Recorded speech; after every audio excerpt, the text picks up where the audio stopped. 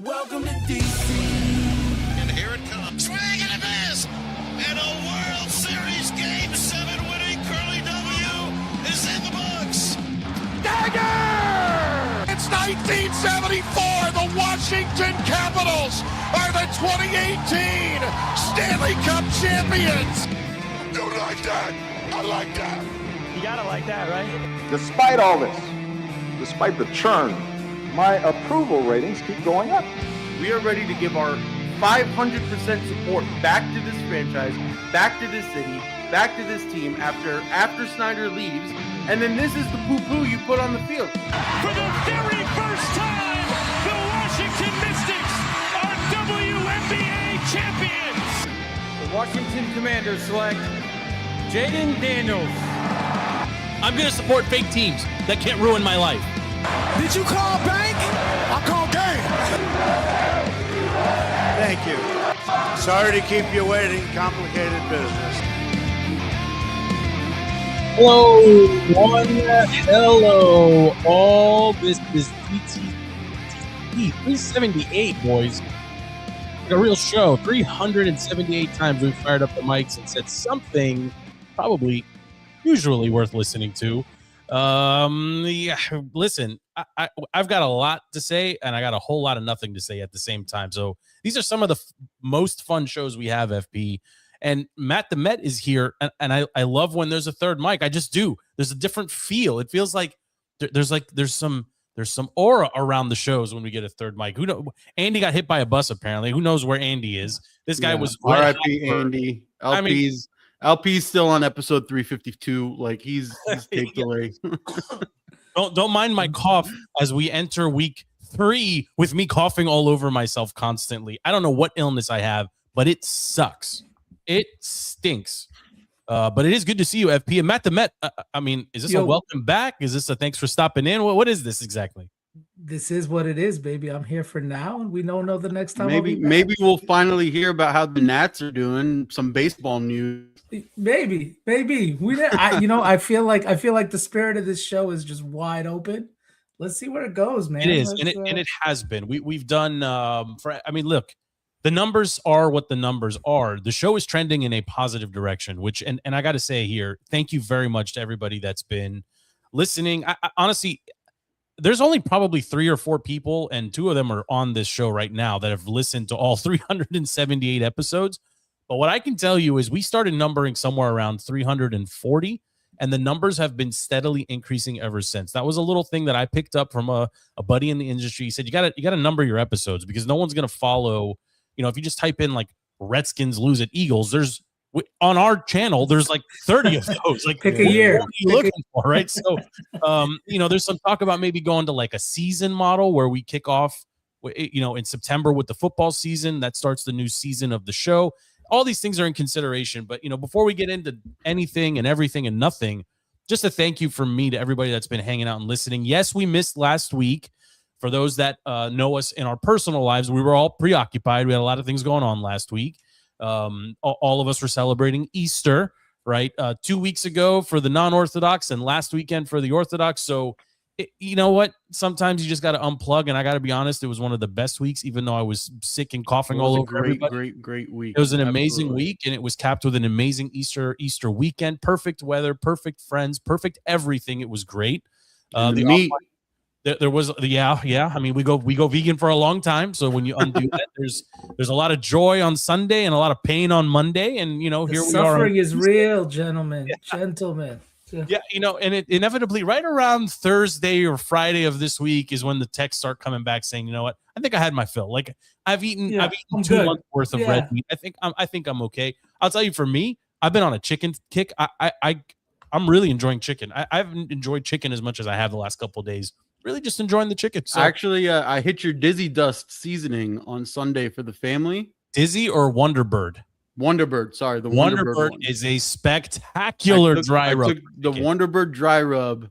Yes. We did thighs and drumsticks on the charcoal grill. Oh, love the drummies. It was so good. I think we made a lot of food. I was like, I don't want anything. I'm taking every single piece of chicken home. What was I the didn't rest let. of the marinade? I mean, you went with the dry rub. Dizzy Wonderbird is a phenomenal. I kept it simple. I went just Wonderbird. Just like I like it. my Aggressive. I like my seasoning simple. I don't like to My overcomplicate. guy, FP. You're Yeah. my guy. Matt, It are you a was so good. complicated marinade guy, or do you like to keep it simple with a dry? I've maybe one? simplified over the years. I used to be very, very complicated. Now I just enjoy the New simple Yorkers flavor. always seem like sauce people. I don't know. I'm not a sauce. I'm a person. big sauce guy. Love sauces. Actually, shout Gravy. out to the Peruvian. Yorkers Every say shout out gravy. places out. There's a Peruvian place next to me here in Centerville. It's killing it. It's really good. The chicken's fantastic. It's been hard to find a good Peruvian place since El Pollo Rico. Although they're in Fairfax now, which is great. Yeah, the Fairfax one on the old Paul the Sixth campus is awesome. Yeah, awesome, excellent. But actually, there's one in Centerville, QATA. I guess it's Yeah, Kanto. it's right by my house. Very, very good. Dude, then they've got just a Peruvian menu that's fantastic. The sauces are even top notch. Really, really, I've been eating on them for 2 days. I mean, it's that good. So, like, the Peruvian chicken scene in the DC area is phenomenal. Strong. Why doesn't it exist anywhere outside? I was just gonna say, when you leave the area, when you're like, I just want If we had $10. any I business just want sense. $10 worth of rice, beans, an entire chicken. I don't even want You sides go, like- anymore when I go It in. doesn't. It was like $10. You're getting 2 days worth of food, and it's phenomenal. Boys, I'm about to blow your mind. So this year, last couple of years, we've been doing it differently the night of the feast. We come home, we play it simple. We get some good prosciutto, some nice hams, some cheeses. We just make some light sandwiches with a couple boiled eggs, and that's it. The night of that, wake up boiled and and fried eggs. boiled, not boiled and fried. I did just boiled eggs. and fried. Oh, that's my jam, dude. That's my jam. Dude, that's taking me back to like when I Hey, visited. what are we gonna pretend it's not an ethnic mix of people? I was gonna say it the takes way me to go. back to when I would Nobody's done visit it. back home in Egypt. So no, but yeah, playing it simple on Sunday at night, on Saturday after lit is fantastic. You wake up great, feeling great that morning, ready to attack the world. I will say in my adult years, right, I have significantly toned down the feeding, the 9, 10, Immediate. 11. Yeah. Like one, I don't actually need it, but like long are the years now of, I mean, FP knows this, like Stevie and I, we would be in the parking lot, right, until 1:30 in the morning. Like it was like our own little like friends giving Easter thing with our own food and our own whatever. I'm actually perfectly fine going home. Like 2 years ago, I think the kids just wanted Five Guys. I mean, I was like, well, that's fine by me. I haven't had Totally solid. I haven't had a solid burger, and then we hit it hard Sunday morning with the proper breakfast. But I got to tell you, everyone that I've tried to explain fried hard-boiled eggs to looks at me like I have 10 eyes. And then when I explain it, they're like, that actually doesn't sound terrible. But when you try it, you will never go back. So good. It's hard to go back. It's so good. I mean, dude, it's the best. It's the best with a little feta, a little sour cream. Oh, I could. It's been too long since I've had one, actually. So now you might have this weekend, Matt. This weekend, hit it up tomorrow morning. Yeah. This is the best. Yeah. But anyway, that's why all of this to say, right? That's why there wasn't a show last week, right? We FB and I had discussed maybe putting an OMC in the can the week prior. I didn't get around to watching the I don't even know if we solidified our lineup FP or not for the next OMC. Like we just weren't prepared. And at the end of it, we just kind of talked through it and we're like, you know what? We're focused on other things for this week. It's not the end of the world. Here we are, 378. We're kicking it back off. I mean, a lot's happened in the sports world, right? I mean, Michigan beat UConn in a game that everyone's telling me was a big deal and it was amazing.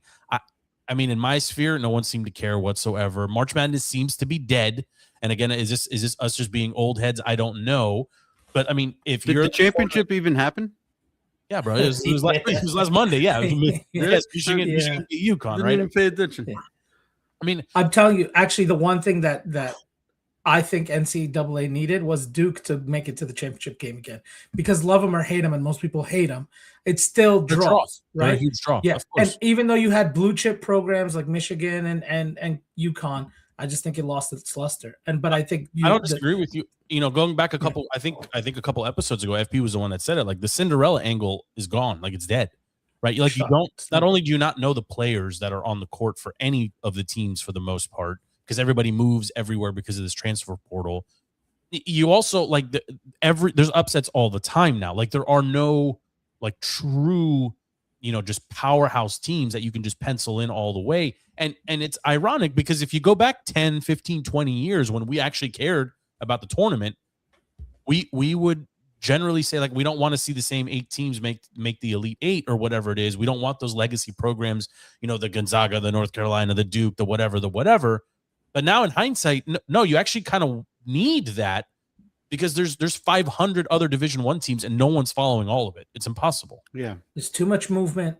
The guys going one and done is destroying it. NIL is killing NCAA. I think, to be honest with you, like I miss the idea of like I'm gonna really go back, but like the 4-year Leitner, Grant Hill, like the guys who would stay and you'd see them struggle for those couple of years and then finally kind of work their way, get to the Elite 8, all the way get to the Final Four. Loaded Carolina teams where there was a story arc that you could follow. Exactly. Yes. You could see that a team is transcendent. Now it's just how well can you recruit? Well, and those players are also ready for the NBA, right? When they go to when they get drafted, when Rashid and Vince and Antoine, when these boys get drafted, like they're immediately contributors to their new teams. Like that don't happen. Because I know this is a wide open show, so I'm gonna pivot here.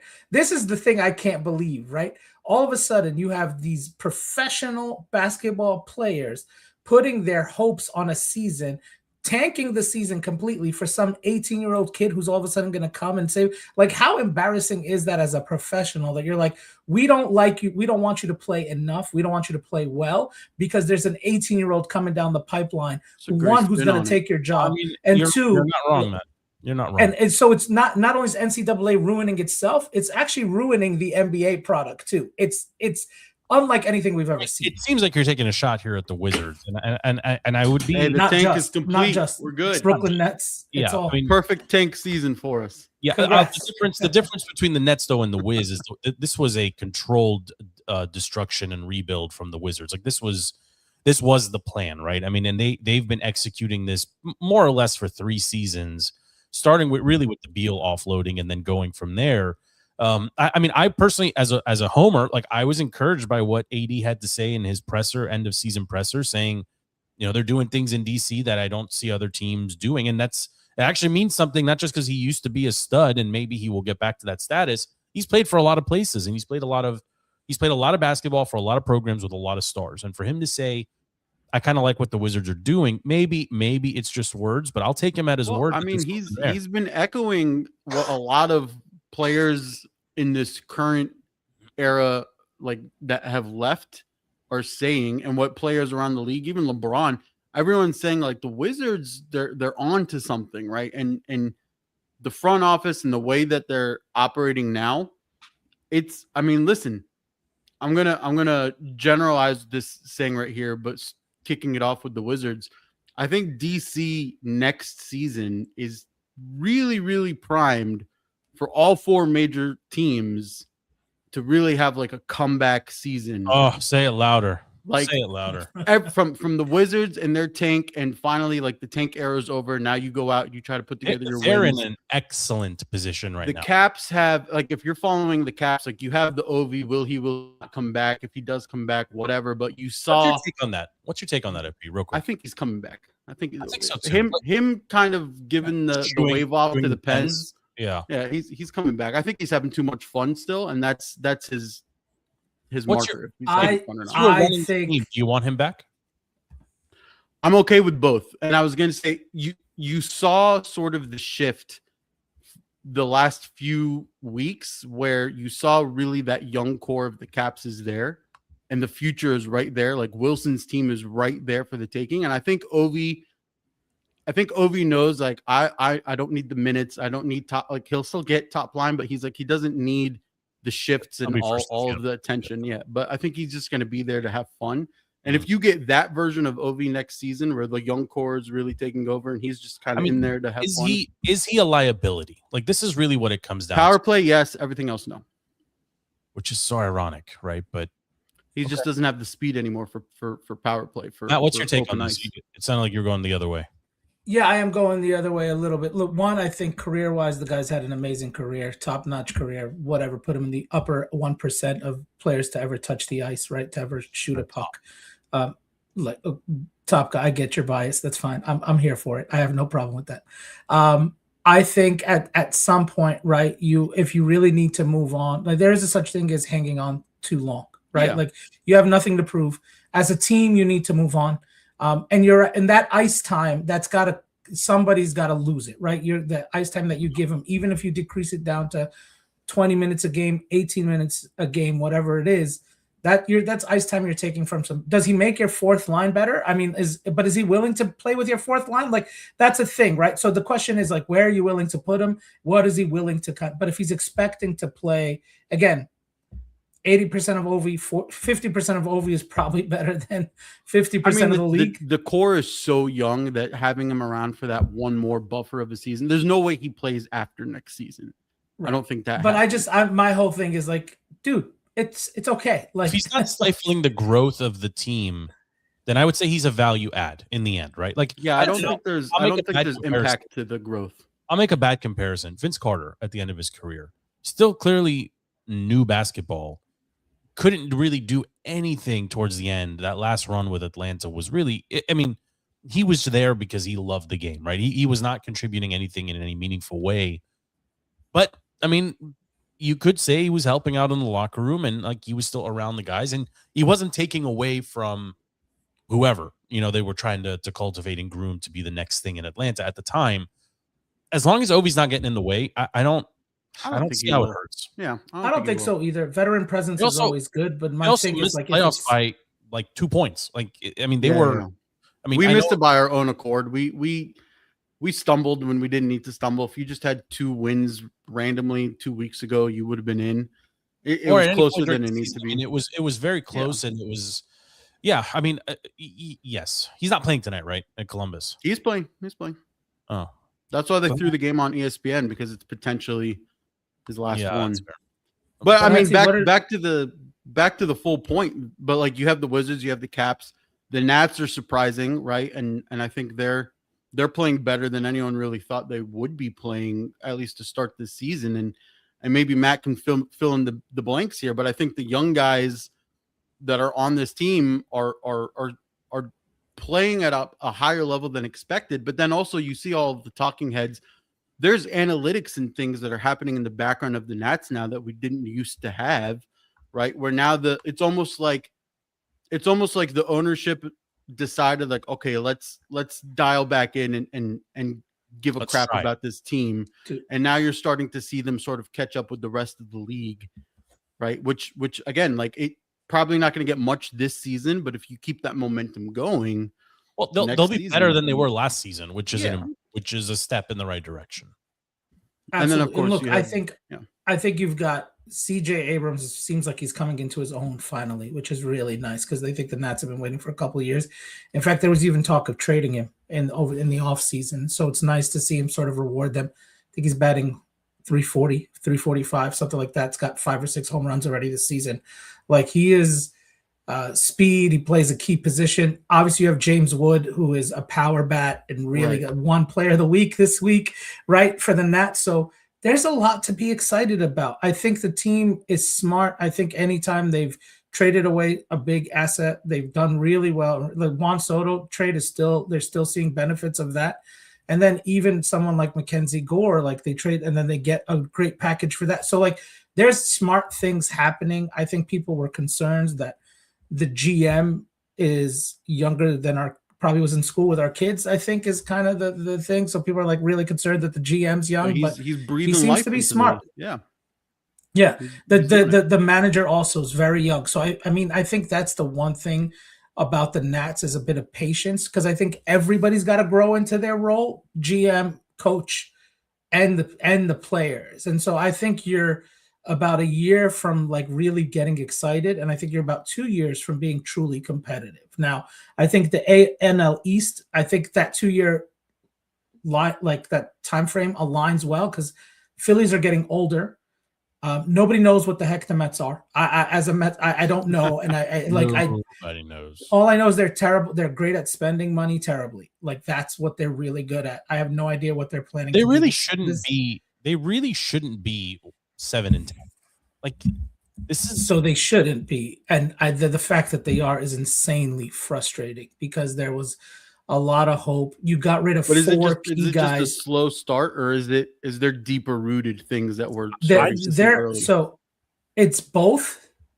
So you have guys who are traditionally slow starters like Lindor. Even Soto got off to a slow start. Yes, to put up a monster year. Soto got hurt. But the lineup that they were supposed to build around Soto that we were told is going to be a contact lineup, low strikeouts, whatever, is doing next to nothing. I mean, they were a week ago, they were third overall in runs. Now they're second to last. Like what the heck? They're not scoring runs. The pitching has been okay, but if their bats don't come alive, they're going to lose the season before it even starts. And I mean, the NL is really East frustrating. hard, Matt, is very interesting, right? Like the Braves are expected to. The Braves and the Phillies, I think, are expected to be the top two. Am I wrong in that? There are people who have the Mets as a World Series candidate, like a World Series, like several people. I am not, because I actually don't like the lineup as they constructed it. I think you need some power bats, and I don't think they have any real power bats. I think Soto, obviously, Soto, and I think Lindor's Lindor, but he broke his hamate, and I think that saps you of power for half a year. I don't like the Mets lineup. I'm not like excited. I think they hung on to a couple of young guys who have some value out in the league where they could have gotten some things back, and they hesitated to pull the trigger. We'll see. I mean, they could prove to be something, but it's really frustrating to be a Mets fan. The Mets and Marlins are all basically 500. I mean, no one's like running away with this, right? No one's run away, which is the one hope you have. And then head to head, if you can win those games, yeah, you're still alive, right? Again, that's the bulk of your games is you're in division. So we haven't played any division rivals yet. So I think like eventually, like you've got to show when that starts. So I mean, and just a moment here before we get off of baseball, the Dodgers are far and away the team to beat. That I mean, maybe far and away, it's disgusting. Maybe.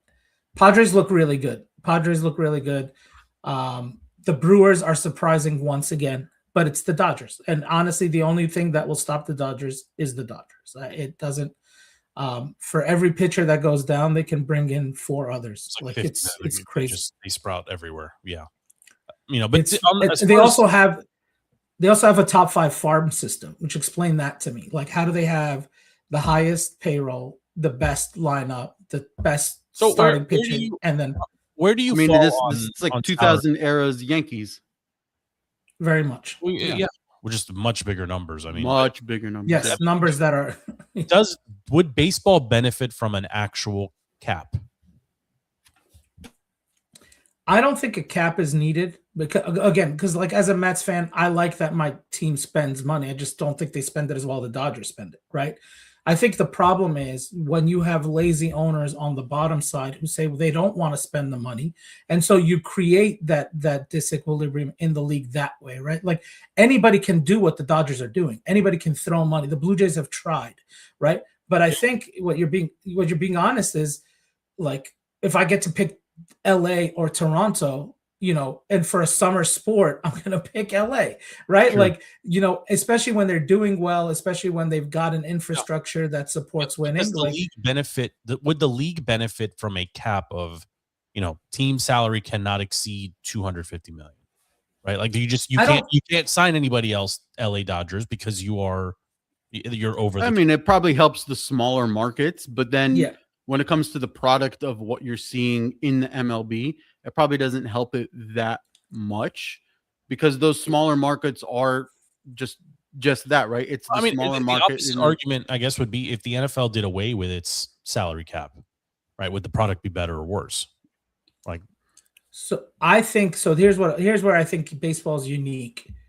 I think baseball has often succeeded when there's a big bad wolf, right? Like when there's the Yankees to hate, when there's the Dodgers to hate, the A's of the 80s, right? And the Orioles. So I think interestingly, baseball has always enjoyed having these dynasties for a while, where other sports really seek equilibrium, like parity. Baseball wants parity, but I think if you're being honest, numbers wise, when there's a Goliath, baseball more than any of the other sports, it's actually really good for baseball. It's a weird thing. It's a weird dynamic from a fan perspective. But it makes sense because there's just so many games. Like, who are you going to put on TV? 80 out of 160 games, right? I mean, it's the main 6, 7, 8 teams. Like, I mean, you could kind of say the same thing for the NBA. Is they like it when there's that Goliath out there, right? Like the old school Lakers, the old school Bulls, the Knicks, the Pistons in the 80s. And you have a salary cap in the NBA. Like, you can't just keep it. I mean, the NBA salary cap doesn't make any sense. No, doesn't make any sense, right? So, like, one thing I would like, the NBA salary cap annoys me to like. So when the Warriors won their championship the right way, in my opinion, right? They drafted well. They brought in Curry. They brought in Thompson, Green. They had some vets around them. They won that first championship, lost the second one, obviously, and then they go and they sign the next best free agent out there, right? They get Durant. People blame Durant for going to the Warriors. I think that's stupid. I think you want to play with the best team that'll pay you, right? So, but then the problem with the salary cap is all of a sudden, as those guys get better, you can't pay to keep your own guys. So you're actually penalized for being successful in the NBA more than in any other. You actually have to start getting rid of guys or putting. But I think that's what makes someone like OKC, right? And what Dawkins was able to do there is pretty freaking spectacular, and he's doing it again now in DC. Like, you structure these deals in a way, and Golden State wasn't able to do it. Like, they ultimately had to let Clay walk, right? And it was the right decision. Which Clay walked because he was injured. It was the right decision, right? But in its height, at its height, you ultimately have to make a decision. Do we pay to keep our own guys? Like, at least incentivize their own guys, and they ended up paying for it by sucking for 10 years, right? So yeah, you have to have patience with it, yeah. And you need to spend on the right people. But like, I'll be honest, the Supermax deal, like with the NFL, you can make the salary cap whatever number you want. The TV deals, like the NFL is still very much in its heyday of eyeballs watching the product. The NBA is not in that same position. They keep signing. They basically keep taking advantage of ESPN, pay them a ton of money to put the product on the ESPN network. And then this season they added Amazon Prime and NBC, and like there was, I mean, where the hell is the game tonight? Sorry, excuse. Where's the game tonight? I don't. You asked me when you came into the green room. You're like, "Hey, I'm looking for the game. Does anyone know where it is?" I'm like, it's on Prime, right? I had no idea it was on Prime. I was like, it's on Prime. Yeah, old school, cable flex. The Prime broadcast is actually excellent because it's in 4K, and they're talking heads. They actually do a pretty good job on the Prime. Dude, Iron Eagle is awesome. Iron Eagle's great, with Van Gundy. But you have a problem. Like it shouldn't be hard to find your product. And you're making it impossible. It's so stupid. We say that, to your point, but with playoffs starting in the NBA, like it's gonna suck us all in, especially if it's the playoffs we've gotten the last 2 or 3 seasons where there's actual defense. We've had good playoffs with defense. It's like 2 different leagues, right? Like regular season, nobody pays attention to, but then once you get into an actual playoff structure, this is all LeBron's fault, man. Like the regular season. I'm sorry, like the regular season and the load main. There was something I saw. I think I saw it on Barstool. Like the best way to avoid teams from the best way to dissuade teams from like openly tanking is to have a variable pricing model on beer sales in their building. Did you guys see this? I thought this was genius. This was genius. At the beginning of the season, beer costs whatever. Pick an $8, whatever it is. Okay, like every single stadium has the exact same pricing for the exact same product. With every win, you can increase the price of beer by 10 cents, and for every loss, you decrease it by 20. So, and they played this whole thing out, and they basically said by the end of the OKC season, dynamic beer pricing would have been around $18 and $19 a beer. For the Wizards, but I get the part. I would have gotten sloshed for $25 at a 50 cents. For the it would have been 20 cents. 20 cents a beer to go to the MCI Center and drink.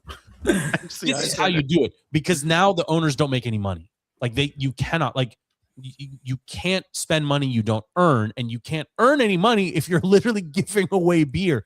Now, and the flip side of this, the added bonus to this crazy model is a team like the Wizards that stinks and nobody wants to go to the games. Guess what would happen to attendance? Everybody would go to the game. Everybody would go and care. You'd at least make the gate, right? The happy hour of sports. So, like, if that would, I thought it was a genius proposition. Now, of course, it's completely not doable, but something like that would absolutely impact your attendance, like getting people into the building, but also like you have incentive not to lose. I think was it you, Matt, or maybe it was Razzle? Somebody a couple, I don't know, 20 episodes ago said, like, you take the bottom 4 teams and then you actually make them play for the lottery is not Deloitte ping pong balls that we don't get. That's a great idea. Just let them, bottom 4, and you have there's a separate play-in tournament. You play for the worst. Like, you have to win the tournament to get the. You have to win to be the worst. Yeah. But that could lead to a lot of shenanigans where you're a middle 5-6 seed team, and one season you're just like, we're gonna. You're right. But that goes back. We're gonna get into the bottom 4, and then we're gonna dominate. At least I would see Paul, it. It goes back to my earliest. That goes back to my earlier point. Adam Silver just pulling an envelope that's predetermined 2 hours before. Like, what is this? What is the this? idea? The idea that winning the next 18-year-old is better than winning the championship is so crazy to me. Yeah, how many of those number 1 picks hit? Recently, like, seriously, how many? Yeah, okay. I mean, like, Cooper Flag's not doing anything. Cooper Flag's gonna hit. Cooper Flag's gonna hit. I mean, he'll be fine. Yeah, but he's not hitting right off the bat. Yeah, dude, he's rookie. I mean, he's had a rookie year like that. But I'm saying probably one of the. Flag's been fine, but Reese Shea before him and the Alex Sarr draft, like he might not be in the league in 2 seasons. Yeah, he's so that's my point. Terrible. Like, what are we doing? We're hanging, like, again, like, guys, I mean, we're all professionals. I just imagine like our bosses coming to us one day, be like, look, we've got this guy coming up we really like, but in order to bring him on, we need the team to suck so we can make him feel better about him coming on. Be terrible like what is this? Like, this isn't it. What is that? Like, the game. I sent you boys this. Did either of you see the clip? Oh yeah. That was incredible. I couldn't. Was it I gotta pull it up. I don't even want to misquote it. Was it the Blazers? It's the Grizzlies and the Jazz. That was incredible. The Super Bowl of tanking. I mean, it set all kinds of records. There was a quadruple double that featured 10 turnovers. That game is for the ages. For the ages. I mean, what a wild. I mean, I forget what the player's name was, but he had a minus 46 during his, like, he had a minus 46. And they lost by 46. He played all 48 minutes. They didn't even sub him out. It was basically, it was 8 jabronis and 2 Jags playing against. You know what?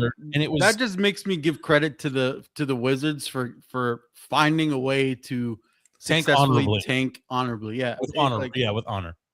Yeah. AD's had a twisted finger since January when they acquired him. I'm good with it. No, I'll caution you guys just on the tanking with a plan.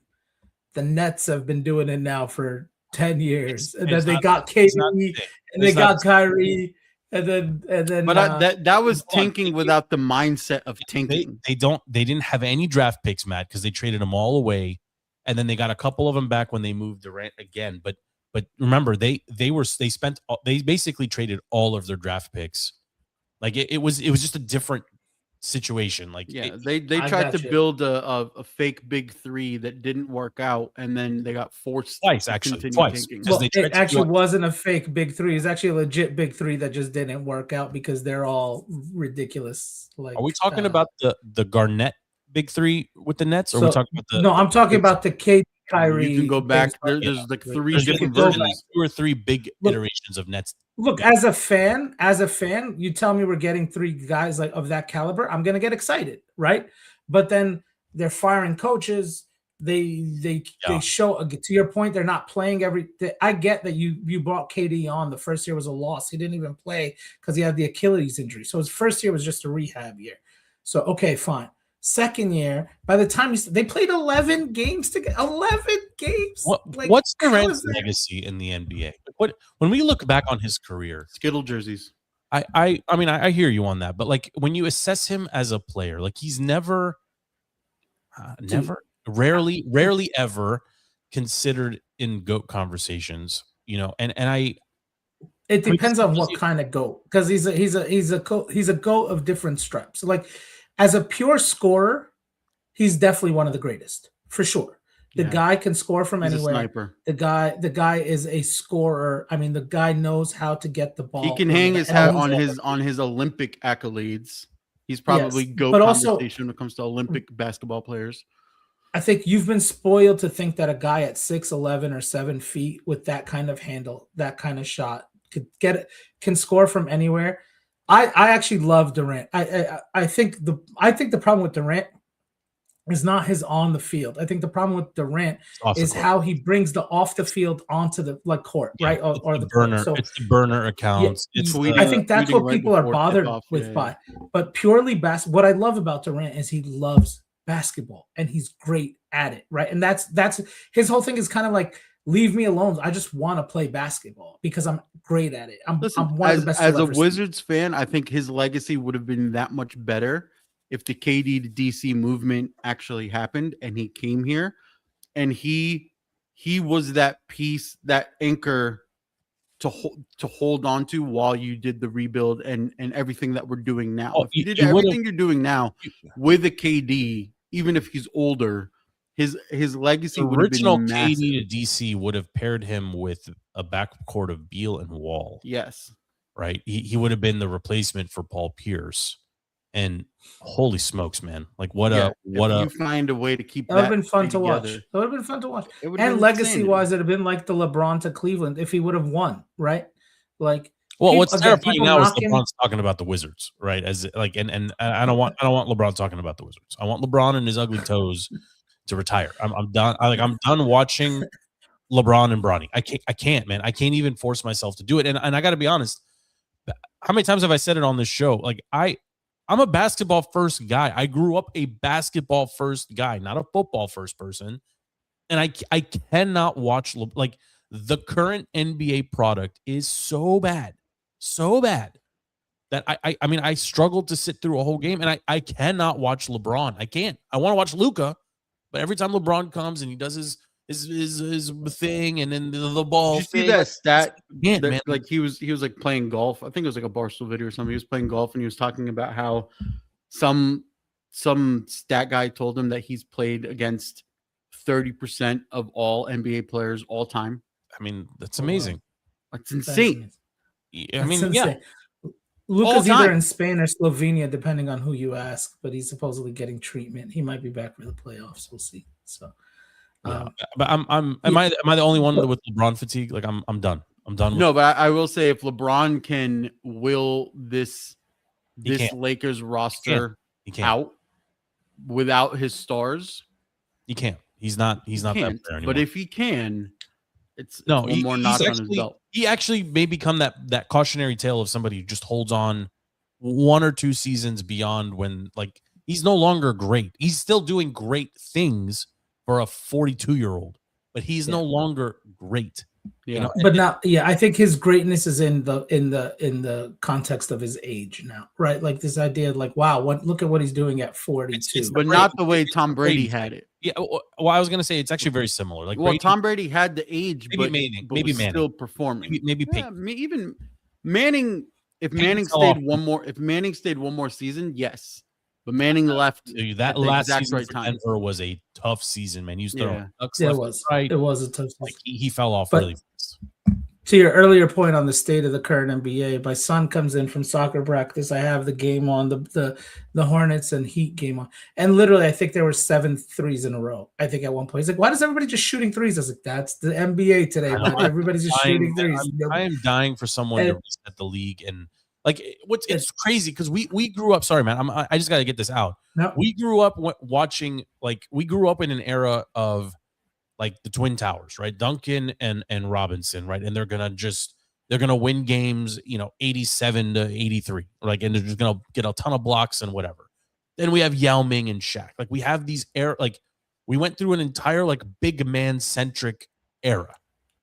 And then the Suns come along, right? And they start doing the 3-and-D bit, with somebody like an Amari Stoudemire who's shooting threes, but also can play under the basket. And if you remember, like Sean, what was his name? Sean Marion, the Matrix, right? And like Steve Nash, like very fluid. Like everybody plays that ball now.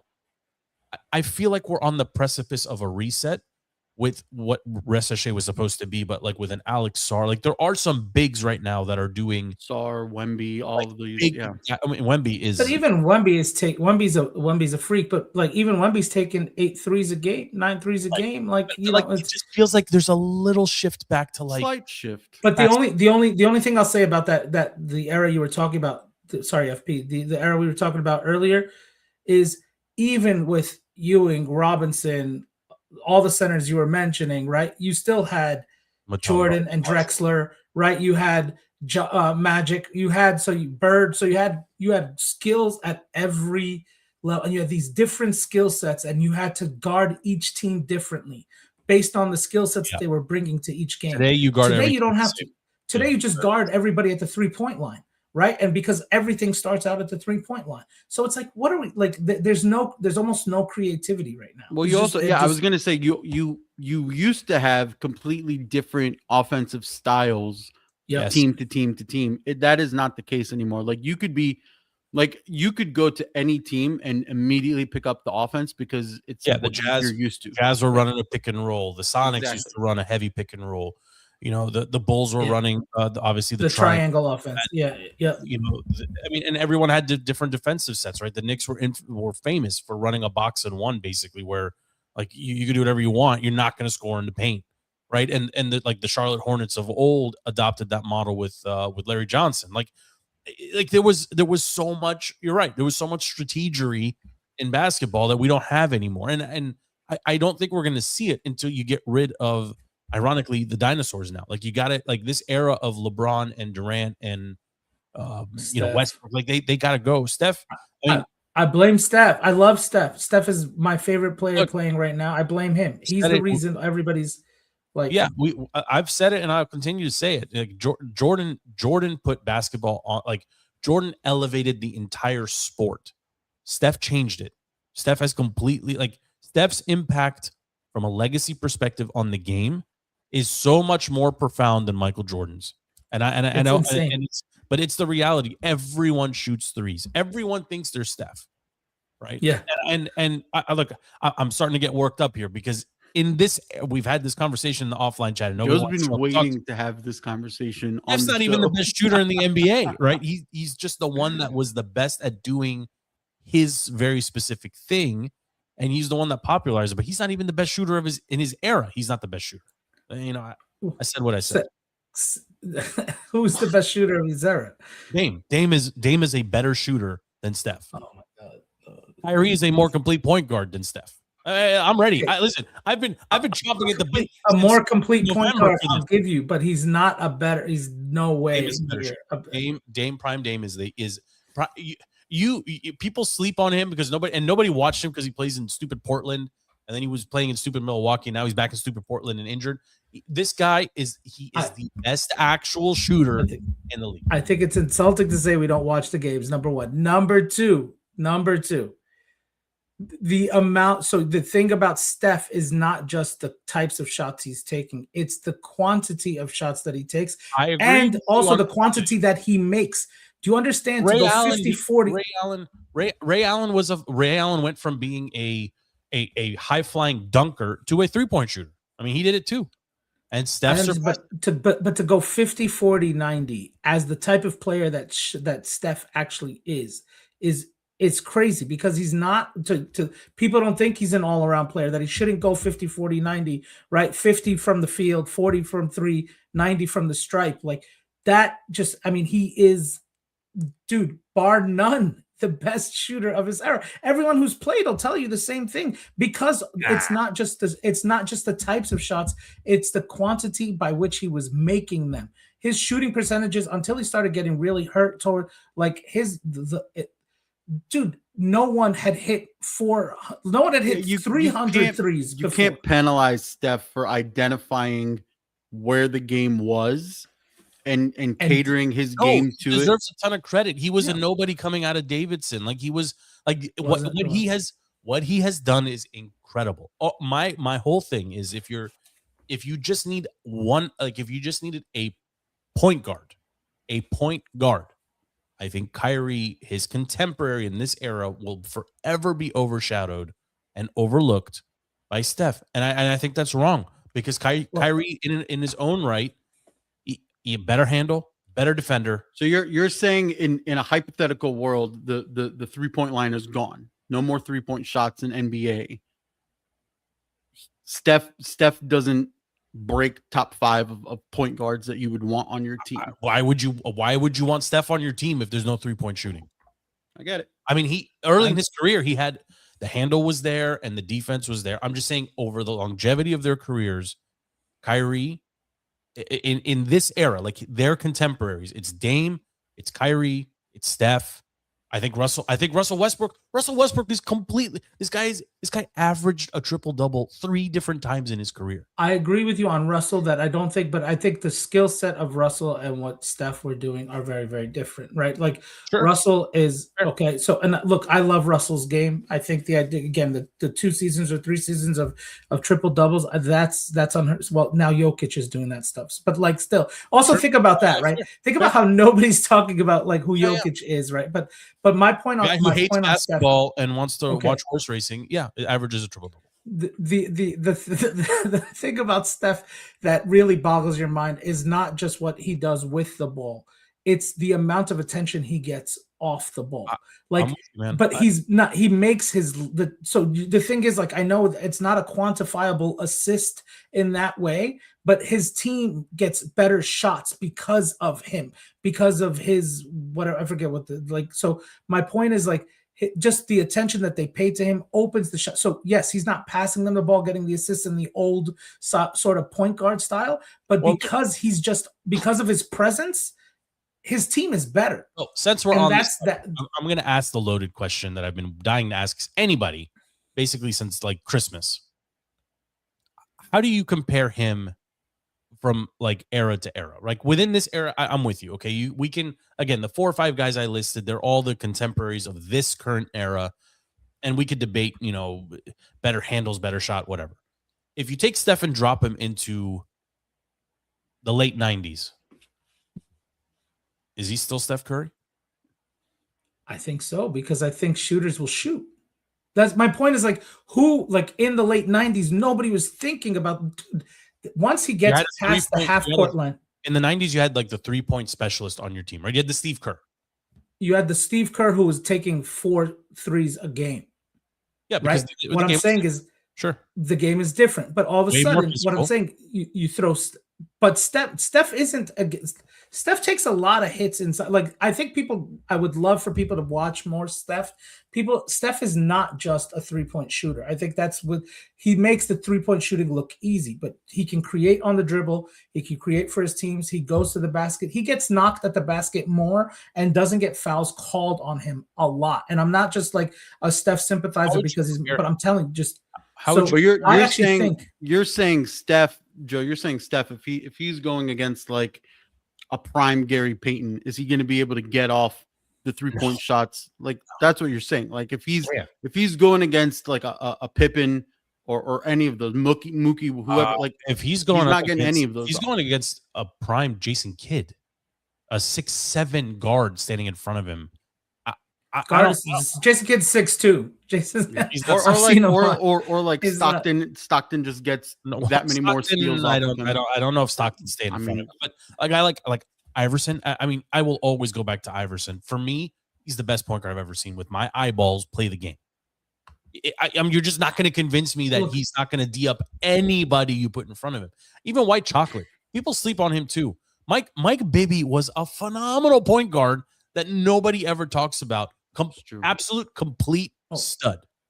Okay, stud. None of those guys are Steph Curry, and they will tell you that. Iverson has said that himself. Iverson has said our own DC's own John Wall played very well against Steph the 8 times they got to face up against each other. Right? I mean, look, guys. I'll give you another wizard that is criminally overlooked.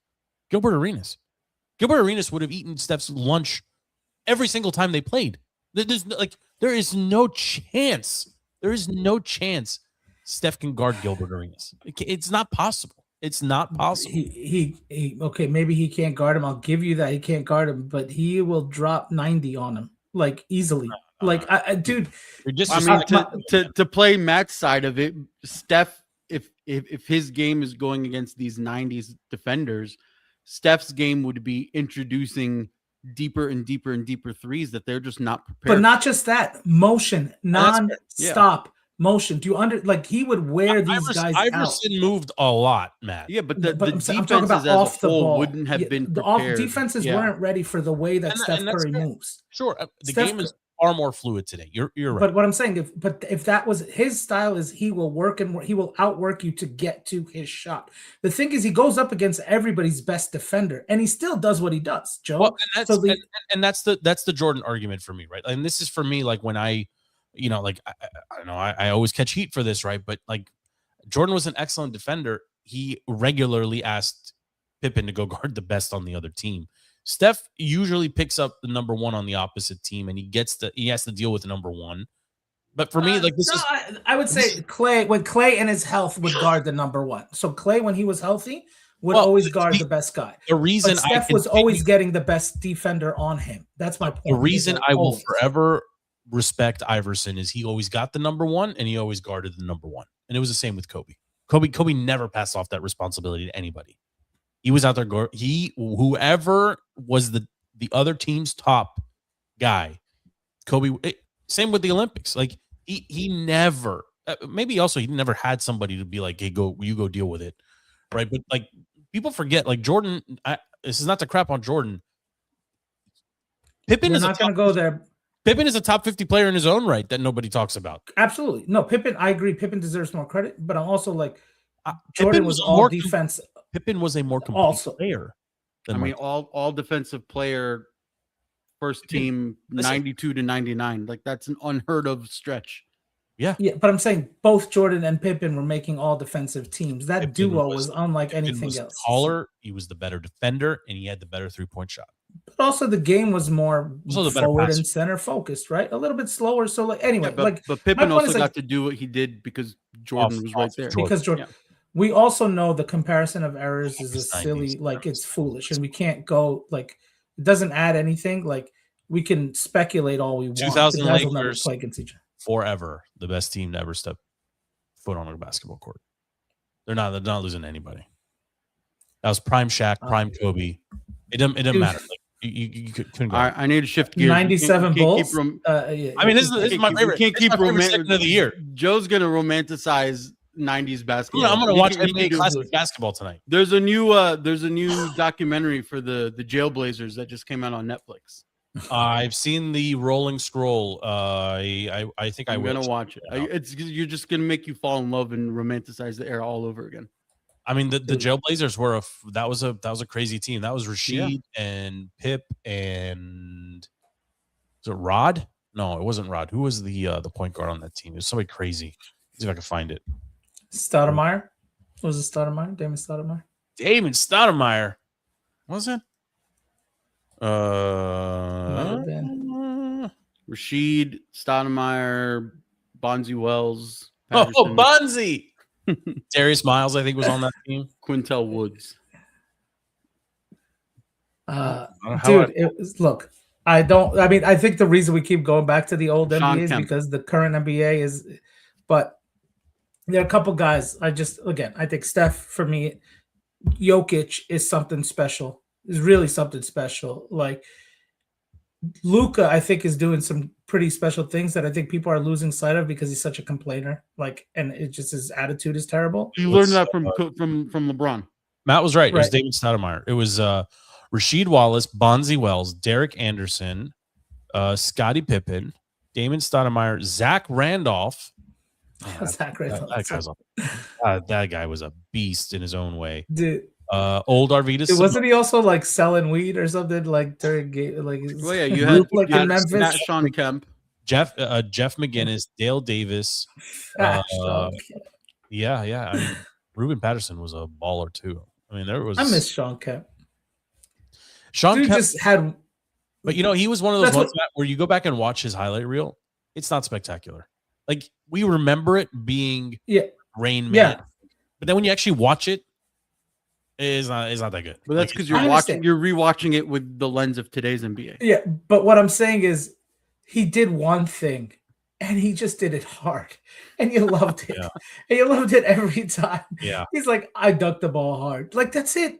Thank you. Do that. Like, there's no now you have dunkers trying to shoot. Like, it's just everybody, just do like put him inside, knock somebody down, and just dunk on him and stare him down. Honestly, you're not wrong. You're not wrong. But I wish somehow we can force the NBA to like you can only you can take as many threes as you want, but they don't count for 3 points after you've made your team after you've made 18 in a game, they don't count anymore. That's it. Or you limit the number of 3 pointers per quarter, so you only get kind of like the pickoff throw at to first, but you can only take the next one if you hit it, and if you don't hit it, you get a tag. So you get 15 threes a quarter. That's not a bad one.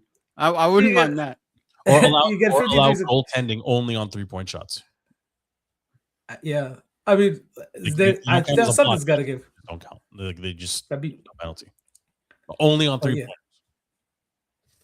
Or create hot spots where you get 4 points if you're in the paint. 7 points. Well, I mean, they can't, in the paint. Yeah, I mean, they can't move it anymore. I mean, it needs to stay where it is. They just got to find a way to, But so I think pragmatically, I understand the idea that if I'm going to shoot the ball from 18 feet for 2 points, why not shoot it from 20 and get 3? Like, that makes sense to me. Like that shot is not as good, but the mid range is gone. You swear that these guys can shoot mid range anymore. But that's my point. Nobody's trying anymore. Style off the glass, elbow is gone. Ain't nobody. The guy who still does that better than is 2 guys who still do it better than anybody: DeRozan and Durant. Yeah. Those 2 dudes from the mid range and it's actually really pretty to watch. Like, it's weird. They pull up in the paint. Well, the defenders are confused. They're like, I'm only used to getting dunked on. Yeah, exactly. What are you doing in the middle here? Exactly. Like, what are you doing stopping over here? I didn't learn this in my 1 year in the NCAA. That's exactly right. That's exactly right. Dude, those guys are rechanging the game, taking it back. Hey, to this origins. Heat Hornets game is. Yeah, I'm about to flip it on. Spicy towards the end. How much time? 10 seconds left. It's worth it. I want to flip it on here. Anything you want to plug here, FP? No, I wanted to eventually get to the NFL and finish my point. All right. Well, about all 4 about DC teams being all 4 DC teams are about to have a. Hold on. Actually, you know what? We can't end yet. Tomorrow's a big day here in DC. Big day. Yeah. We have the unveiling of the new old uniforms, which uniforms. Hopefully the W goes away and you get a spear. I think you're going to get like a weird spear slicing through the W situation. I think we're getting a spear also, but I will say if the colors are no longer ketchup and mustard and we return to, and I don't want maroon either. I want burgundy and gold. If we can do that, then we're definitely moving. It'll be exciting to see what all the versions look like. And what the new helmets look like. That cream puff color helmet. I know you weren't thinking it. I hate that. I thought it was sweet. It is the ugliest looking cracker box looking toy helmet I've ever seen in my life. I mean, do we agree that the best uniform that they wore last year was the white top with the actual burgundy? The Super Bowl era. Yeah. Yes. That is now going to be the base for your new white primaries. I'm on board. Apparently, the Giants also said they're going to be moving more towards I don't know if you saw this, Matt. They're moving back to the classic, the blue shiny helmet with the red lettering. Yeah, which is long overdue. Like that red, white, and blue color scheme for the Giants, and that helmet in particular, one of the prettiest in football. Dude, it was classic, man. Like, some things just don't need to be messed with. I get marketing dollars and all that other stuff, but it's just, come on, man. I mean, as long as the Giants aren't wearing khakis on the field anymore, I think that's a plus. You're sleeping on the Giants. I mean, I can't wait till we actually do some preseason predictions. I think we got the draft is right around the corner. I think they're going to surprise some people, man. Like, I don't know what to make of them yet. I have no ideas yet. I'll give you some names to watch: Jackson Dart and Malik Neighbors. I think you got something there. Depends on what version. You have a real coach. And the Titans. I got to be honest too. I low-key love what the Titans did this offseason with their coaching staff. You're missing. I'm surprised you're missing this one of Kirk in Oakland or Vegas. I mean, we talked about it a little bit. I thought it was a good move for him. I mean, it continues to rewrite the book on what salary negotiations should look like. Yeah, this guy has all never I could say to Kirk is I like that. That's all. That's all I can say is I like that. This guy has never played a season in the NFL with a non-guaranteed contract. He's been in the league for 500 years. It's always been fully guaranteed. Like, how did you see the good people 72 win. hours in California that Diami posted? It was like a 20-minute YouTube clip. It was 72 hours. Him, Jaden, and Terry, and Rashad White. And Rashad White. Yeah. I mean, just watching that, and this will be my final note of this show, but like just watching that is like the aura that you were missing last season going into the season, right? Like the guys together, healthy, right? No Terry contract dispute, having like Diami come back and like guys creating chemistry with Jaden rehabbing and understanding now, like, I need to build my strength. I need to get in the gym. I need to put on. Yeah, we didn't talk about that either. I mean, but I think, like, just to finish the point from the start of the show, like all four of these DC teams, they're poised. They are positioned that next season improvements across the board, which DC fans we need. Like after this past season, with the Caps missing the playoffs, the Wiz doing their tank, the Commanders being trash, and I mean the Nats last season, right? Because they're in the start of their new one. Like it was so hard to be a DC fan. Like such a sharp crash. Yeah, I mean, we didn't even talk about what FIFA has done to the World Cup. I mean, the World Cup. There's no. That was going to be mine. Charge more money. Charge more money. All right, Matt. What's your final thought here before we wrap it up? Hit me. Let me just say this. America and FIFA, shame on y'all. Shame on y'all for real. You took what should have been the greatest thing to happen on the U.S. grounds from a sporting event perspective, and you've completely destroyed it. You destroyed it for the real fans. You've made it impossible to enjoy. I literally am talking myself out now, talking myself out of buying jerseys, talking myself out of buying tickets, talking myself because you've made it untenable. You've made it impossible. You know what? I'm sick of catering. Like, look, we live in Northern Virginia. It's not a matter of rich and poor, but you've made it impossible for the regular fan. I mean, it is a matter of rich and poor, but you've made it impossible for the regular fan to enjoy the world's greatest game. Okay, this was your opportunity to actually shine. Don't bury the lead here. They took advantage of everyone that had pockets to buy tier 1 tickets, promising sideline seats. Nobody got sideline seats. Everybody's behind the goal. Everybody. And then those seats became, last minute ticket sales for $1,500 for two teams that you do not know who they are yet. Right. That's not right, man. It's not right. No, it's not right. It's embarrassing, honestly. Like, it's weird. USA, you don't even have a team that's worth watching. Let's be honest. Okay. Yeah, the team is so bad. That, so for you to even try to gouge people the way you are, like at least if you were Argentina on some level, gouging people because there's the chance to see Messi, right, win it again on your home soil, the USA team's not going to do anything. As a fan, anyway, it's cheaper for me. It would have been cheaper for me to go to Qatar and watch the game than it is for me to go to Philadelphia, 2 hours from my house, to watch a game. So I know it's not apples to apples, but to your point, I actually went to South Africa for the Confederations Cup. I had tickets to 7 of the 8. I had tickets to 7 games. Each game ticket cost me $50. I remember the whole package of tickets. I had 2 tickets. Americans, it's got to be cheaper to just go abroad. Like my South Africa ticket was like $1,000, and my tickets were like $200. That's not one ticket at this World Cup.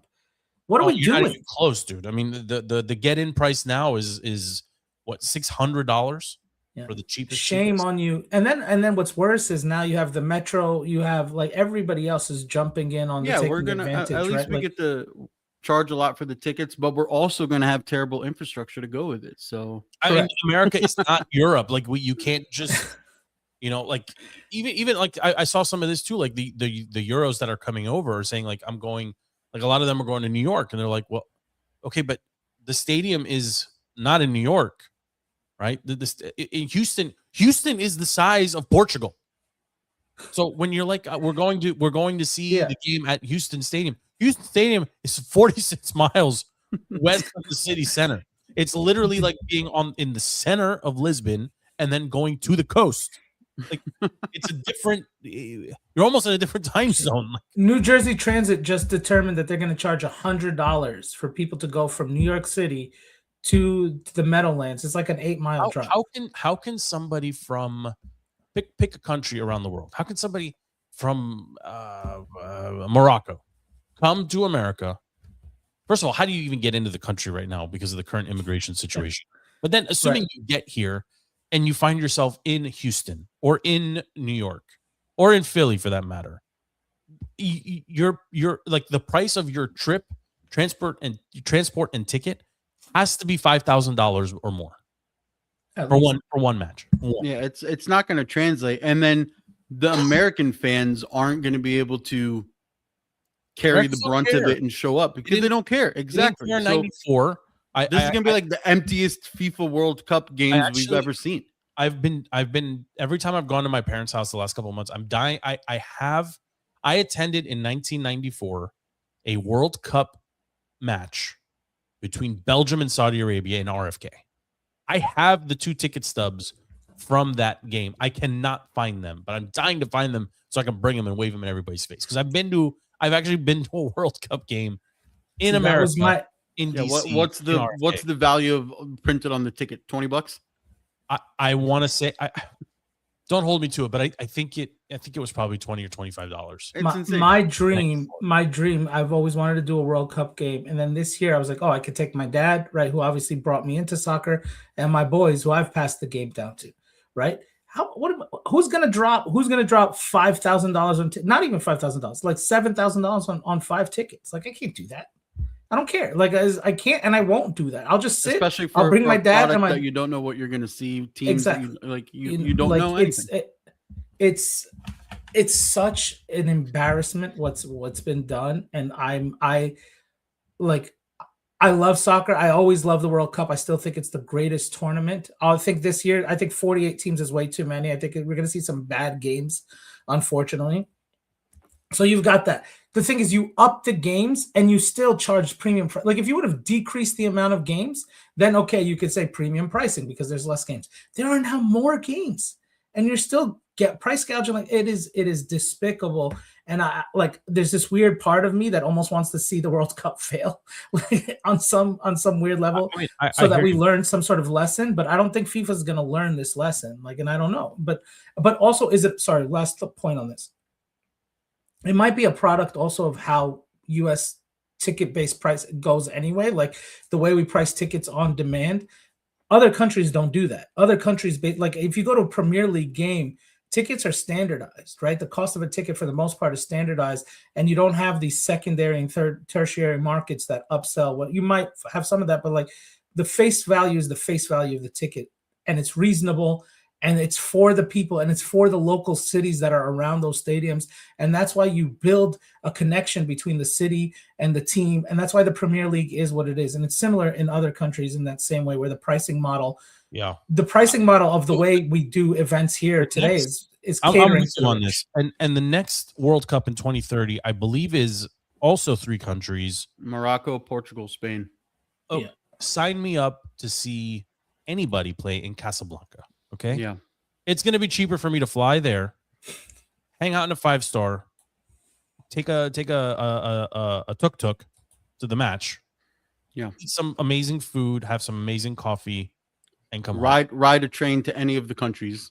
It's actually very interesting. Hop around. I mean, they'll probably leave it to the Euros to figure this out. I'm sure they're going to be running ferries basically between nonstop, basically between the north coast of Morocco and the southern coast of Portugal and Spain. Aren't they also doing because in honor of the 100th anniversary, aren't they doing a home game in Argentina, Uruguay, and Paraguay? I thought. I thought so. There'll be one game there in each of those countries, and then it'll go over to the host nations after that, which is interesting. You're right. Opening games will be Uruguay, Argentina, Paraguay. We That's legit. The US should never have another. It's gonna. I mean that Ever. the 2030 Ever. World Cup is gonna shit 20 all over the the 2026. LA Olympics are going to be a disaster too. Also, another disaster coming, Yeah. impending disaster. People don't realize how big America is, and generally speaking, how little Americans care about sports outside of the Big Four. It's not. Literally It's outside of not. It's not based on Africa's huge too, and they did just fine, right? Like, well, it was Dude, I saw South some Africa. real. Wasn't, I know, wasn't but- Africa. I know, but like South Africa's huge. Yeah, in its own right. they put the entire World Cup in the state of Georgia or just in SEC country, it would be fine. Yeah. Right? Like just SEC stadiums only, right? Or Big Ten stadiums only. 100,000 people at the big house. That would have worked easier. Yeah. Yeah, but you, like, do you know how far Mexico City is from Toronto? Like, you can't be in both. You can't. This was an epic failure. It doesn't even matter what happens on the field anymore. This has been an epic failure, and they really should be ashamed of themselves. Wait till they get wait till they get to our stadiums too, and they see that how run down they are. I mean, listen, President Trump said it during his first presidency. He's like, people don't realize it because it's America, but the infrastructure here is third world. Yes. Right? People are gonna go to Mexico and see what soccer stadiums should look like, and then they're gonna come to SoFi Stadium and see what are they gonna do in SoFi? They're gonna roll multi-purpose concert venue.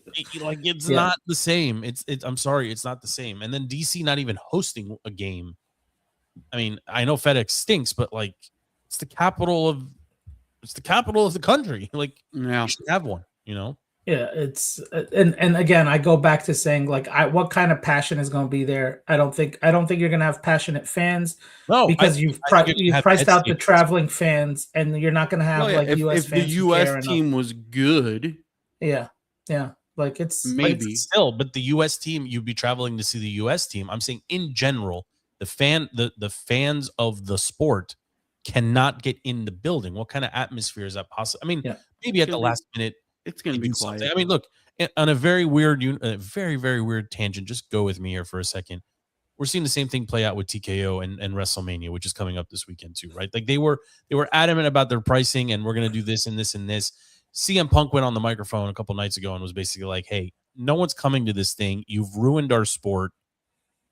Fix the pricing and people will come.